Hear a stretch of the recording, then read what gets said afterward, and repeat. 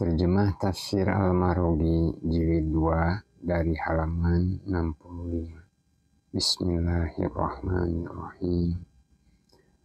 Agama telah melarang kita turun di medan perang atau membela tanah air, sedang kita dalam keadaan kosong, tak membawa senjata atau mengambil senjata di bawah kekuatan lawan yang menyerang, hanya menyandarkan diri pada tawakal kepada Allah.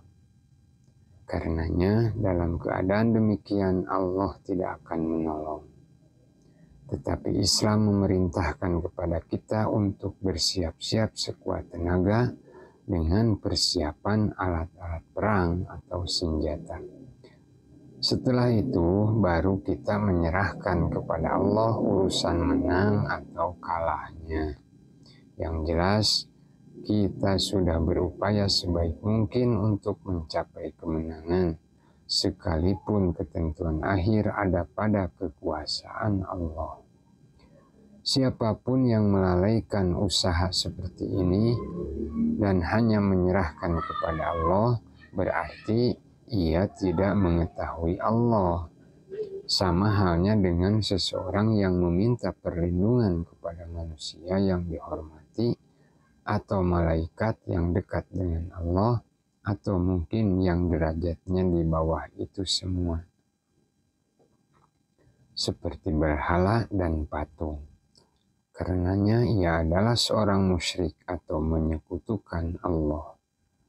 Orang yang membenci sebab-sebab ini dan hanya mengandalkan syafaat orang-orang yang dianggap sekutu Allah, maka orang-orang tersebut sebenarnya tidak mengetahui adanya sebab-sebab tersebut.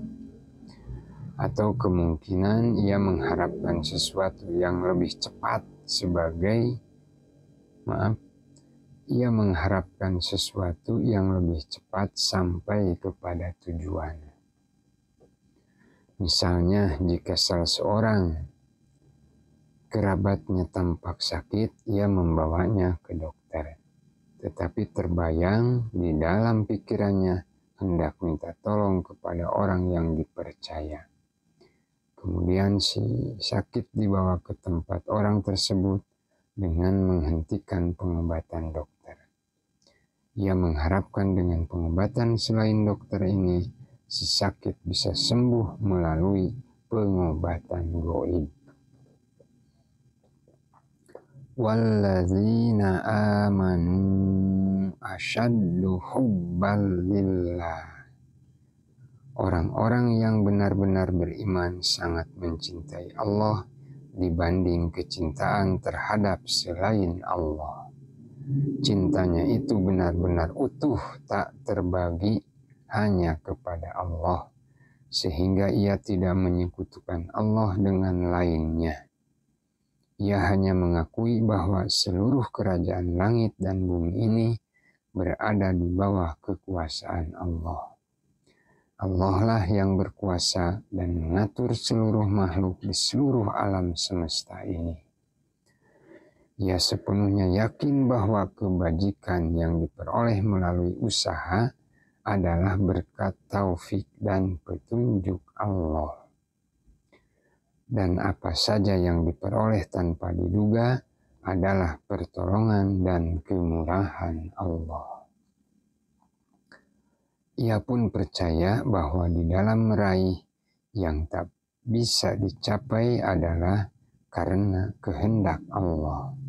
Dan hanya Allah lah yang bisa membuka jalan untuk mencapainya.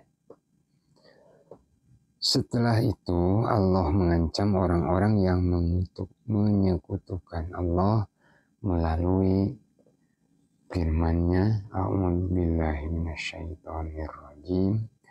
Walau yaral ladzina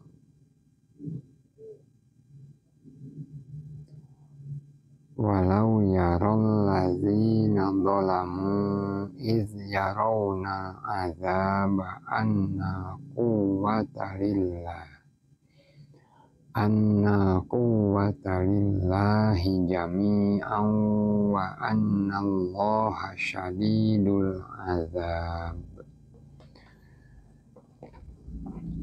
Artinya, jika orang-orang yang aniaya terhadap dirinya sendiri menyaksikan kotornya perbuatan syirik, aniaya dan menipu orang lain serta menjadikan contoh jelek bagi orang lain sehingga menyekutukan Allah, maka orang-orang seperti ini ketika melihat siksaan neraka, ketika itu tidak ada jalan bagi mereka untuk menyelamatkan diri dari siksaan dan tidak ada guna lagi sesuatu yang mereka jadikan sebagai sekutu Allah.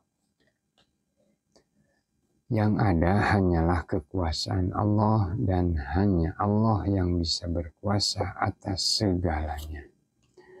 Dengan sendirinya mereka akan mengetahui bahwa kekuatan yang mengatur alam akhirat ini sama dengan kekuatan yang mengatur alam semesta. Mereka akan sadar bahwa ketika di dunia hanya berlindung kepada selain Allah yang merupakan perbuatan sesat dan syirik, lantaran menjadikan Tuhan-Tuhan selain Allah. Ketika itu mereka sadar bahwa siksaan yang ditimpakan itu